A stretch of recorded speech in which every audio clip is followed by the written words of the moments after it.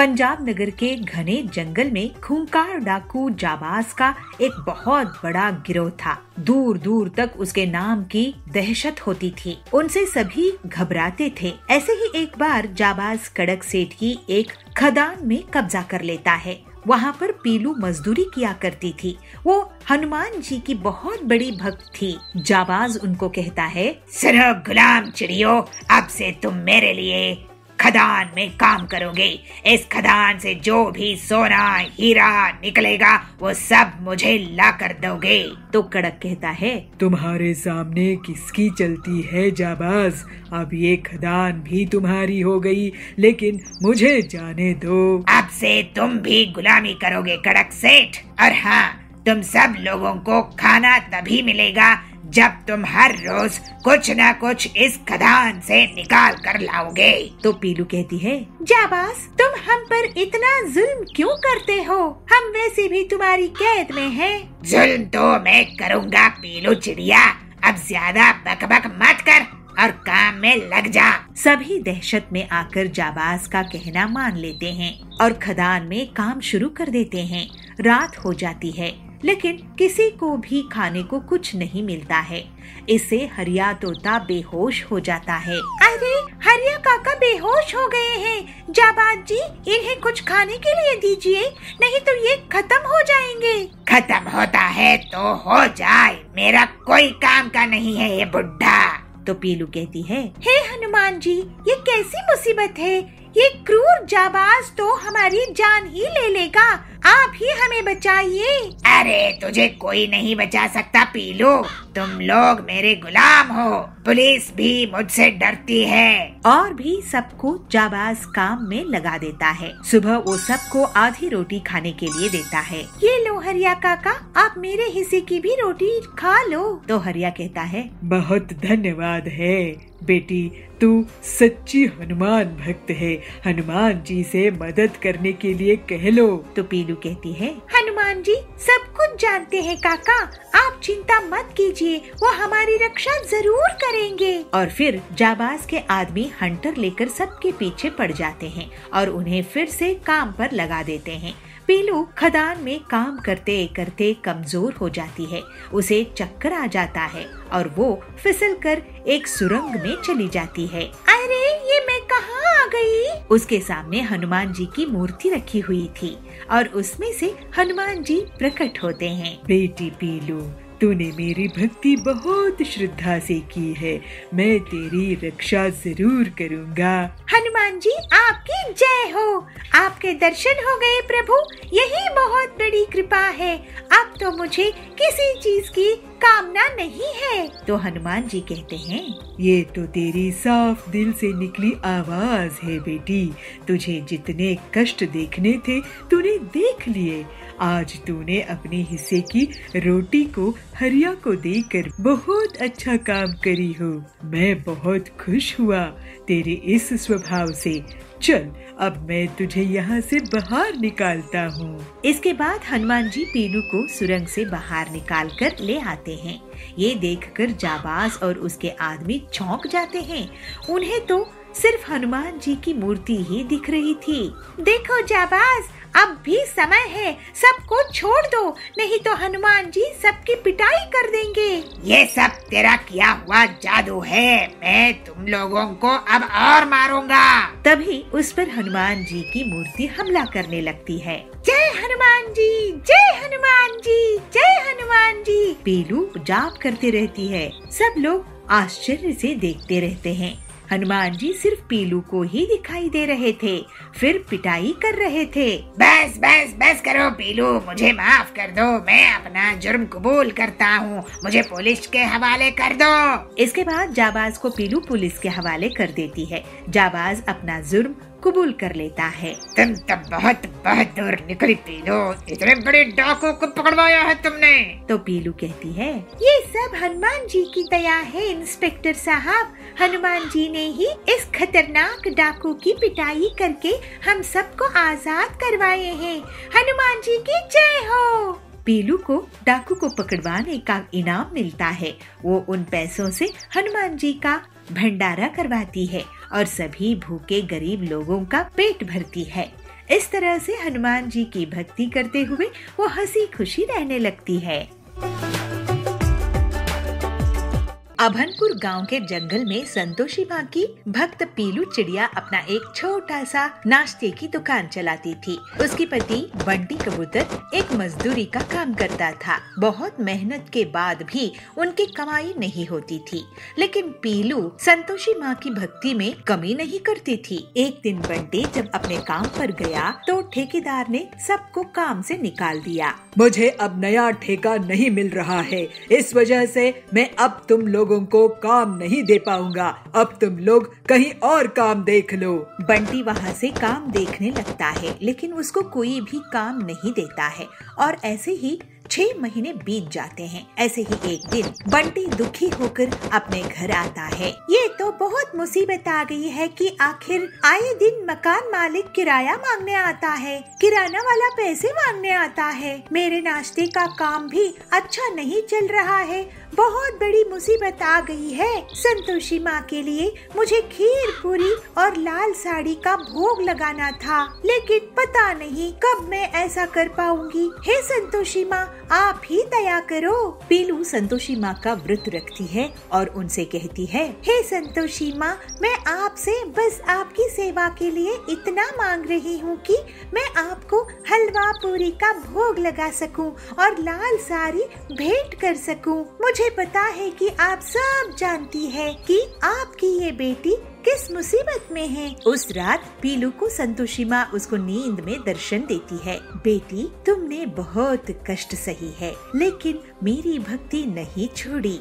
मैं तेरे व्रत से बहुत खुश हूँ और अब डर मत, क्योंकि अब तेरे सारे दुख दूर होने वाले हैं। तुझे एक मदद मिलेगी। और फिर माँ अंतर ध्यान हो जाती है। अरे, मुझे संतोषी माँ ने खुद दर्शन दिए। जय संतोषी माँ, जय जय संतोषी माँ। उस दिन काम की तलाश में बंटी हरिया तोता के पास जाता है। हरिया काका, मुझे कुछ काम दे दो, मेरे घर की बहुत बुरी हालत है। क्या हुआ बंटी, तुम तो बहुत कमजोर लग रहे हो। बंटी उन्हें पूरी बात बताता है। हमारे लिए घर का खर्च भी निकालना मुश्किल हो रहा है।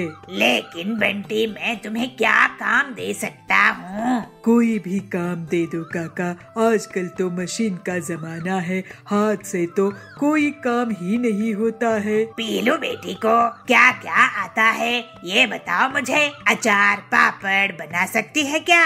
हाँ, पापड़ बना लेती है, लेकिन क्यों? मैं ऐसा कर सकता हूँ कि मैं पीलू बेटी के लिए पापड़ बनाने की ऑटोमेटिक मशीन बना कर दे सकता हूँ। इससे तुम्हारी परमानेंट आमदनी शुरू हो जाएगी। अगर आप ऐसा कर देंगे हरिया काका तो कमाल हो जाएगा। आपने तो हमारी मुसीबत ही हल कर दी। पीलू जरूर ये सुनकर खुश हो जाएगी। बंटी पीलू को एक खबर देता है। मुझे संतोषी माँ ने दर्शन देकर आशीर्वाद दी थी। उनका आशीर्वाद खाली नहीं गया। फिर थोड़े दिनों में हरिया ऑटोमेटिक पापड़ बनाने की मशीन तैयार कर देता है। पीलू संतोषी माता की आशीर्वाद लेती है और काम शुरू कर देती है और अपनी पापड़ की दुकान चला देती है। उसकी दुकान में सुंदरी सेठानी आती है। पीलू, तुम्हारी ये नायाब पापड़ मशीन तो मैंने कभी नहीं देखी। सब संतोषी माता की दया है सुंदरी जी।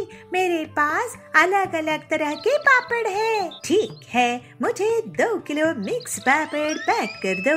और एक के बाद एक ग्राहक पीलू की दुकान में मशीन के पापड़ खरीदने के लिए आने लगते हैं। अब पीलू बहन, तुम्हारे पापड़ तो लाजवाब है। मेरी सहेली को भी बहुत पसंद आए। ऐसा करो, 5 किलो पापड़ दे दो। जय संतोषी माँ। बबली बहन, आप बहुत अच्छी है, ये लीजिए। और जल्दी ही पीलू को फायदा होना शुरू हो जाता है। बंटी भी उसका साथ देता था और बड़े बड़े ऑर्डर्स लेकर आता था। इस तरह से संतोषी माँ के आशीर्वाद से उनका जीवन सरल हो जाता है। संतोषी माँ, आज मैं आपके लिए हलवा पूरी और लाल साड़ी लाई हूँ और मैं गरीब महिलाओं को भी प्रसाद और साड़ी दूंगी। जय संतोषी माँ, जय जय संतोषी माँ। जय संतोषी माँ। एक गांव के जंगल में पीलू अपना एक छोटा सा बर्फ का गोला बनाने का ठेला लगाती थी। वो बहुत गरीब थी और उसका पति बंटी कबूतर एक मैकेनिक था और मशीन के रिपेयरिंग का काम करता था, लेकिन उनकी बहुत आमदनी नहीं थी। एक दिन बंटी जब कड़क सेठ के घर में उसकी आरी मशीन रिपेयर कर रहा था, तब उसकी आरी मशीन अचानक से और खराब हो जाती है और उसमें आग लग जाती है। ये क्या किया तुमने बंटी? मेरी 50,000 की पेड़ काटने वाली आरी मशीन खराब कर दिया। अब इसका हर्जाना तुझे देना होगा। तो बंटी कहता है, लेकिन सेठ जी 50,000 कहाँ से दूं? मैं बहुत ही गरीब हूँ। तो कड़क बोलता है, वो मैं नहीं जानता, तू मुझे पैसा लाके दे। मुझे कारोबार में बहुत नुकसान होने वाला है। पैसे दे, नहीं तो मैं तुझे पुलिस के हवाले कर दूंगा। ऐसे ही उदास मन से बंटी अपने घर आता है और अपनी पत्नी पीलू से पूरी बात कहता है। ये लो, घर में बड़ी मुसीबत आ गई है। वैसे भी हमारा खर्चा बड़ी मुश्किल से चलता था, अब तो ऊपर से और ये 50,000 का नुकसान भरना पड़ेगा। मुझे तो बहुत डर लग रहा है। खड़क सेठ भी खतरनाक आदमी है। चलिए हम किसी से उधार लेकर आते हैं। उधार चुकाना ज्यादा आसान रहेगा कड़क सेठ की दुश्मनी के सामने। ऐसा कहकर बंटी और पीलू उधार लेने के लिए चले जाते हैं, लेकिन उन्हें कोई भी रिश्तेदार उधार नहीं देता है। कोई दोस्त या सहेली काम आती है। फिर वो दोनों हरिया तोते के पास पहुँचते हैं। हरिया काका, मुझे कुछ रुपये उधार चाहिए थे, बदले में मैं तुम्हारे यहाँ काम कर लूँगा। तो हरिया कहता है, अरे तुमको उधार की जरूरत कैसे पड़ गई? इन्हें अपने काम में बहुत बड़ा नुकसान हुआ है हरिया काका। खड़क सेठ की पेड़ काटने की मशीन खराब हो गई थी, तो इन पर वो इल्जाम लगा रहे हैं। अब उसकी भरपाई भी मांग रहे हैं। अगर हमने पैसा वापस नहीं किए तो बहुत बड़ी मुसीबत आ जाएगी। अब आप ही कुछ कीजिए। ऐसे पीलू हरिया काका से कहती है। तो बंटी कहता है, हाँ हरिया काका, हमारी थोड़ी मदद कर दीजिए, बदले में मैं आपके यहाँ काम कर लूँगा। तो हरिया बोलता है, अरे तुम लोग घबराओ मत, काम धाम में तो फायदा नुकसान चलता ही रहता है। वैसे तुम्हारा बर्फ का गोला बनाने का काम कैसे चल रहा है पीलू? तो पीलू कहती है, मैं अकेली ज्यादा गोले नहीं बना सकती हूँ, हाथ थक जाते हैं, तो बहुत कम आमदनी होती है। तो हरिया बोलता है, तो बंटी तुम्हारे लिए ऑटोमेटिक बर्फ का गोला बनाने की मशीन बना देगा, जिससे तुम तेजी से बर्फ के गोले बना सकती हो और तुम्हारा बहुत मुनाफा भी होगा। तो बंटी कहता है, अरे ये आइडिया मुझे क्यों नहीं आया? हरिया काका, आपने तो हमारी मुसीबत ही हल कर दी। अब मैं आपकी मदद से पीलू के लिए बर्फ का गोला मशीन बनाऊंगा। अभी गर्मी का मौसम भी आने वाला है, स्कूल की छुट्टी में तो बच्चे बहुत पसंद करेंगे। फिर थोड़े ही दिनों बाद बंटी पीलू के लिए बर्फ का गोला बनाने का मशीन तैयार कर देता है और वो लोग मिलजुल कर बर्फ का गोला और बहुत प्रकार के टेस्टी रंग बिरंगे गोले बनाने लगते हैं। जल्दी ही एक दिन खड़क सेठ उनकी दुकान में आता है। अरे वाह बंटी, तुमने तो ये नायाब मशीन बनाई है। ऐसी मशीन तो मैंने पहले कभी नहीं देखी और तुम्हारे बर्फ के गोले का स्वाद भी अच्छा है। बचपन की याद आ गई। खड़क सेठ जी, आपकी तारीफ का शुक्रिया। अब पीलू इस ऑटोमेटिक मशीन होने के कारण ज्यादा फ्लेवर के रंग बनाने में टाइम लगाती है, ना कि हाथ से गोला बनाने में, तो स्वाद और रंग बहुत अच्छे आते हैं। ये लीजिए सेठ जी, 20,000 रुपए, बाकी हम जल्द ही आपको लौटा देंगे। ऐसे ही दोनों पति पत्नी की दुकान के सामने बहुत से ग्राहकों की भीड़ बढ़ जाती है। अरे बंटी भैया, ये तो गजब की मशीन बनाई है। मुझे इस मशीन का 3 गोले देना, ऑरेंज, काला कट्टा और केसरिया। खड़क सेठ भी तारीफ करके गए हैं, मुझे गोले देना, मैंगो और खास। उनकी दुकान चलती देखकर कालू कौवा बहुत जलने लगता है। पीलू की दुकान के सामने उसकी कोल्ड ड्रिंक्स की दुकान थी। वो पीलू और बंटी की दुकान की भीड़ देखकर सोचता था, इनकी दुकान तो अब जोरों शोरों से चलने लगी है, मुझे इसकी काट निकालनी पड़ेगी, नहीं तो ये लोग मेरी दुकान बंद करवा देंगे। ये मशीन में चोरी कर लूंगा, उसके बाद ये लोग खड़क सेठ का उधार भी नहीं चुका पाएंगे, फिर तो इन्हें जंगल ही छोड़कर जाना पड़ेगा। कालू उसी रात को पीलू और बंटी के घर जाता है और खिड़की से चुपचाप झांक कर देखता है। बंटी और पीलू आराम से सो रहे थे।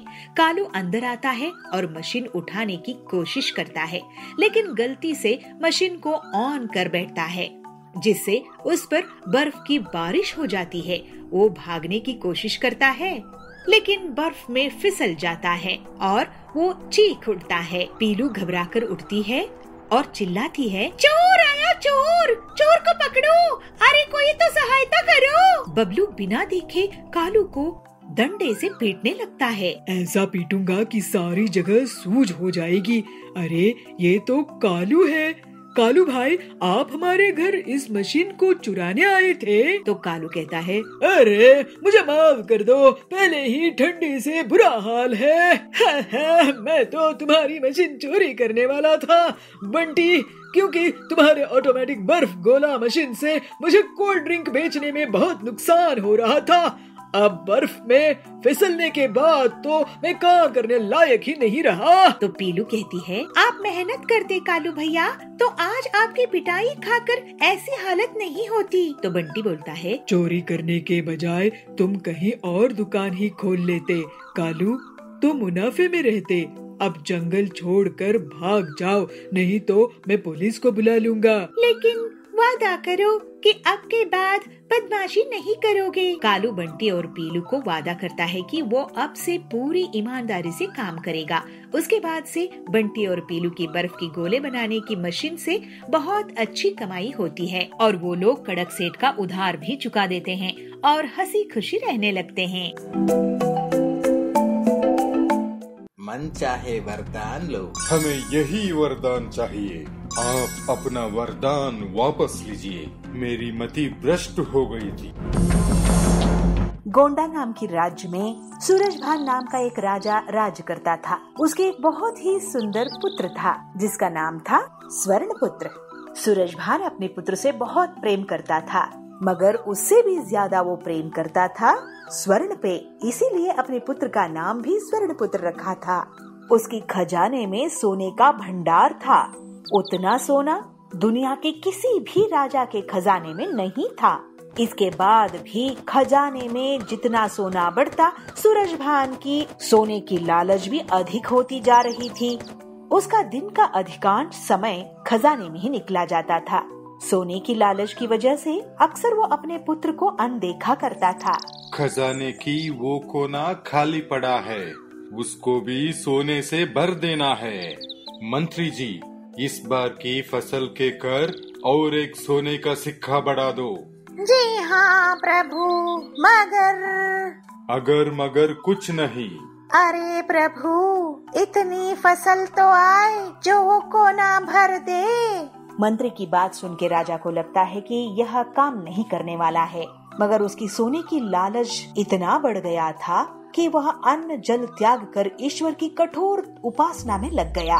उसकी तपस्या से प्रसन्न ईश्वर दर्शन देते हुए कहते हैं, बोलो वत्स, मन चाहे वरदान लो, क्या चाहिए तुम्हें? हे भगवान, मुझे ये वरदान दे कि मैं जिस किसी वस्तु को भी छूऊं वो सोना बन जाए। ईश्वर को सूरजभान की लालच समझ में आ गई थी। वरदान देने से पूर्व उन्होंने आगाह किया, राजन, वरदान मांगने से पहले अच्छी तरह से सोच विचार कर लिया है?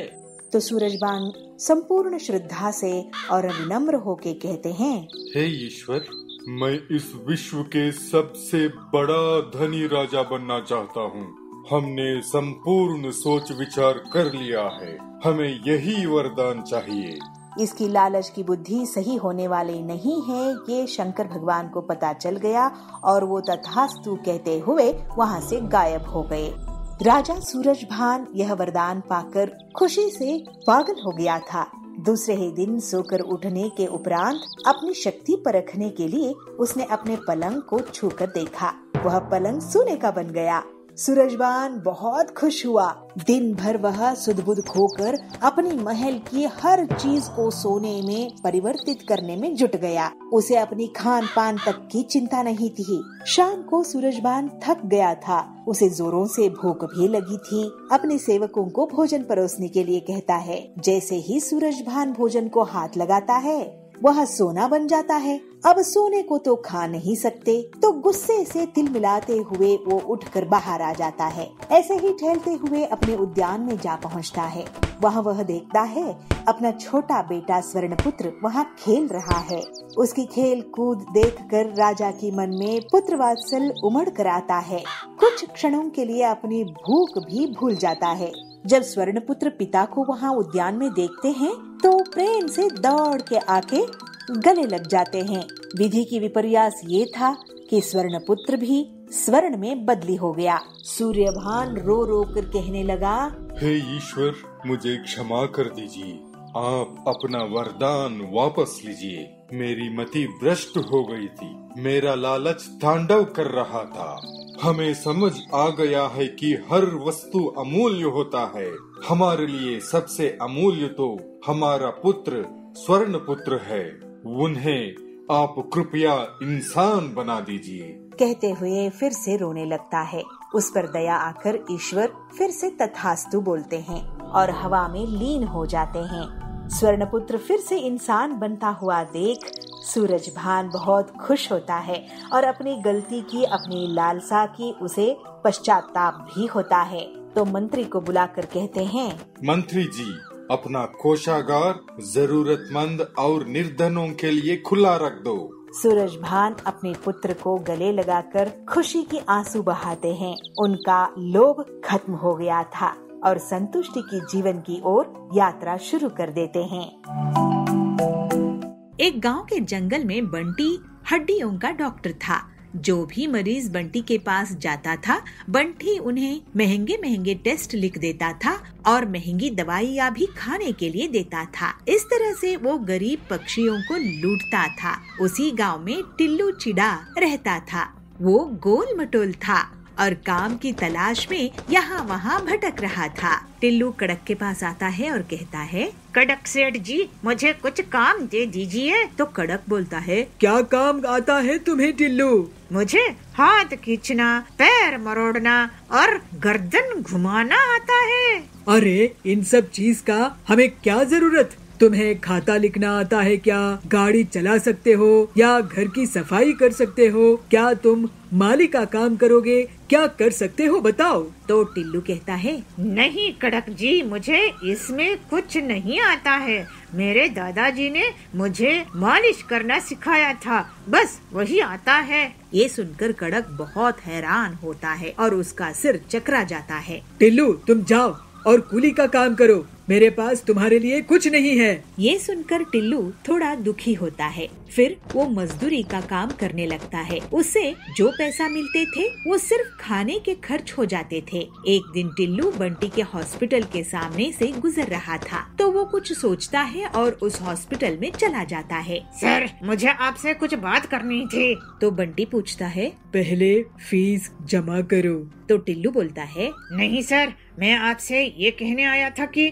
मुझे हड्डियों और जोड़ों की बहुत अच्छी जानकारी है। आप मुझे असिस्टेंट रख लो। तो बंटी कहता है, क्यों रख लूं? तुमने कोई पढ़ाई वढ़ाई की है क्या? तो टिल्लू बोलता है, नहीं सर, मेरे दादाजी ने मुझे सिखाया थे। तो बंटी बोलता है, तुम भागो यहाँ से। ऐसे बंटी टिल्लू को भगा देता है। टिल्लू उस हॉस्पिटल के बाहर ही खड़ा रहता है कि तभी एक पहलवान वहाँ आता है। टिल्लू उससे उसका हालचाल पूछता है तो पहलवान बताता है, क्या बताऊँ मैं, पिछले 5 महीनों से बंटी डॉक्टर के पास आ रहा हूँ। सब टेस्ट करवा लिए, हजारों रुपयों की दवाई भी खा ली, लेकिन ठीक नहीं हुआ। कहता है ऑपरेशन करना पड़ेगा, 5 लाख रुपए लगेंगे। तो टिल्लू बोलता है, मुझे 500 दे दो, मैं आपको ठीक कर दूंगा। तो पहलवान कहता है, अच्छा, एक बार तुम्हें भी आजमा कर देख लेता हूँ। इसके बाद टिल्लू उस पहलवान के घर जाकर उसकी गर्दन और पीठ की मसाज कर देता है और वो पहलवान बिल्कुल ठीक हो जाता है। अरे वाह टिल्लू, तुम तो कमाल की मसाज करते हो। मैं तुम्हें 500 नहीं 5000 दे दूंगा। तुम अपनी मसाज की दुकान खोल लो। बहुत धन्यवाद पहलवान जी। फिर टिल्लू अपने घर में मसाज सेंटर खोल लेता है। बहुत से गरीब लोग उसके पास आते थे। कमर दर्द, गर्दन दर्द, सभी तरह के लोगों को वो सस्ते दाम में इलाज कर देता था। टिल्लू की सिर की चंपी बहुत फेमस हो गई। ये टिल्लू अनपढ़ गंवार आदमी मुझसे टक्कर ले रहा है, मेरी धंधा चौपट कर रहा है। मेरे पास अब कोई टेस्ट कराने नहीं आता, ना ही कोई मेरे दी हुई दवाइयाँ खरीद रहा है। इसने मुझे बहुत नुकसान पहुंचाया है, इसकी हड्डियाँ तोड़ दूंगा मैं। ऐसे बंटी कहता है। फिर एक रात बंटी टिल्लू के घर हथौड़ा लेकर जाता है और अंधेरे में उसे उस पर चलाता है, लेकिन वो हथौड़ा टूट जाता है और कमरे की लाइट ऑन होती है तो वो देखता है कि असल में पहलवान पर उसने हथौड़ा मार दिया था। अरे डॉक्टर साहब, आप! ये तुम्हारी हड्डियाँ तोड़ने आया था और मुझे मार बैठा, लेकिन मेरे लोहे जैसे शरीर से इसका हथौड़ा टूट गया। मैं टिल्लू के पास मालिश करवाने के लिए रुका था, इसकी मालिश से नींद आ गई। अब तुम्हारी हड्डियाँ कौन जोड़ेगा, चोर उचक्के डॉक्टर बंटी। बंटी की बहुत बुरी तरह से पिटाई हो जाती है, उसकी हड्डियाँ टूट जाते हैं। उसके गरीबों को लूटने की लालच का सबक मिल गया और टिल्लू अब हर किसी की इलाज में मदद करता था। इस तरह से टिल्लू को अपनी मेहनत का अच्छा फल मिलता रहता है। बंटी एक बहुत ही होशियार मिस्त्री था। इंजीनियर्स भी उससे घर बनाने के पहले सलाह मशवरा करते थे। बंटी बहुत मेहनती था और लोगों की मदद के लिए पैसे भी उधार दे देता था। एक उसकी पत्नी पीलू उससे कहती है, अजी सुनते हो, आप पूरे गांव के लिए घर बनाते हो, लेकिन हमारा खुद का कोई घर नहीं है। बारिश का मौसम आने वाला है, छत की मरम्मत करवानी है। हमारा अपना घर कब होगा, कभी सोचे हो? वो टिल्लू कितनी जल्दी से अपना घर बना लिया, जबकि उसको आपके जितना भी काम नहीं आता है। अरे पीलू, क्यों दूसरों की तरक्की देखकर जल रही हो? बारिश के मौसम के लिए मैं तैयारी कर लूँगा और एक दिन हमारा भी अपना घर होगा, तुम इतना मत सोचो। फिर बंटी अपने दोस्त हरिया को, जो कि ईंट सप्लायर था, उसको सारी बात बताता है। हरिया भाई, तुम मुझे मेरे घर की मरम्मत के लिए ईंट कितने में दोगे? अरे क्या बंटी भाई, तुम्हारी मदद से तो आज मेरा इतना बड़ा कारोबार है। तुम बस बताओ कितनी ईंट चाहिए, तुम्हें ईंट मिल जाएंगी। फिर हरिया बंटी के घर के बाहर एक ट्रॉली ईंट डलवा देता है। उस रात जब बंटी और पीलू सो रहे थे, तभी बंटी को कुछ आवाज आती है, लेकिन जब वो बाहर आता है तो उसे कोई नहीं दिखता। सुबह उठने पर वो ईंटों को गिनता है तो पता है कि कुछ ईंटें कम हो गई थी। अरे लगता है कोई ईंटों को चुरा ले गया है। कौन हो सकता है जी? ऐसे ही अगले सुबह ईंट कम मिलती है तो बंटी परेशान हो जाता है। ये रोज रोज कौन हमारी ईंटों को चुरा रहा है? आज रात मैं पहरेदारी करूँगा। फिर उस रात बंटी जागकर ईंटों की रखवाली करता है। वो एक कोने में छुपकर नजर बना रखता है और थोड़ी ही देर में देखता है कि कुछ बहुत ही छोटी छोटी चिड़िया अपनी अपनी ट्रैक्टर में ईंटों को चुरा कर ले जा रही है। पीलू और बंटी दोनों उनका पीछा करने लगते हैं। फिर जंगल से होते हुए वो छोटी छोटी चिड़िया एक गुफा के अंदर चले गए। दोनों पति पत्नी भी उनके पीछे गए और दूसरी तरफ निकले। अरे यहाँ तो इन छोटी छोटी चिड़ियों का पूरा घर संसार है। हाँ, छोटे छोटे घर और गाड़ियाँ हैं। अरे छोटी छोटी चिड़िया, तुम लोग मेरे घर से ईंट चुरा कर भागी हो। तभी वहाँ छोटी चिड़िया की रानी बबली बोलती है, नहीं, आप हमें गलत मत समझिए बंटी जी, हमें एक नया महल तैयार करना है और मार्केट प्लेस भी बनानी है और ये काम आपसे बेहतर कोई और नहीं कर सकता। इसलिए हमें आपके घर में चोरी करनी पड़ी और आप हमारे पीछे यहाँ तक आए। ओह, तो ये बात है, मुझे आपके काम आने की खुशी होगी। हाँ हाँ, हमें आप छोटी चिड़ियों की तकलीफ पता है। ये आपके लिए बहुत अच्छा काम करके देंगे रानी जी। फिर बंटी बहुत खूबसूरती से रानी का महल और मार्केट की जगह तैयार कर देता है। छोटी छोटी बिल्डिंग्स होती है और मिनी पेट्रोल पंप होते हैं, मिनी ट्रैक्टर्स। इसी बीच पीलू और रानी की अच्छी दोस्ती हो जाती है। बंटी जी, आप कमाल के कलाकार हो और आपकी सहायता से पूरा राज्य बहुत सुंदर दिख रहा है। ये लीजिए आपकी मेहनत का इनाम। रानी बंटी को सोने से भरी एक बोरी देती है। ये देखकर पीलू और बबलू की आंखें चमक उठती है। फिर जल्दी ही बबलू अपना एक सुंदर सा बंगलो बनाता है। बबलू अब एक कंस्ट्रक्शन कंपनी शुरू कर देता है और बहुत पैसे कमाता है। फिर पीलू और वो खुशी खुशी रहने लगते हैं।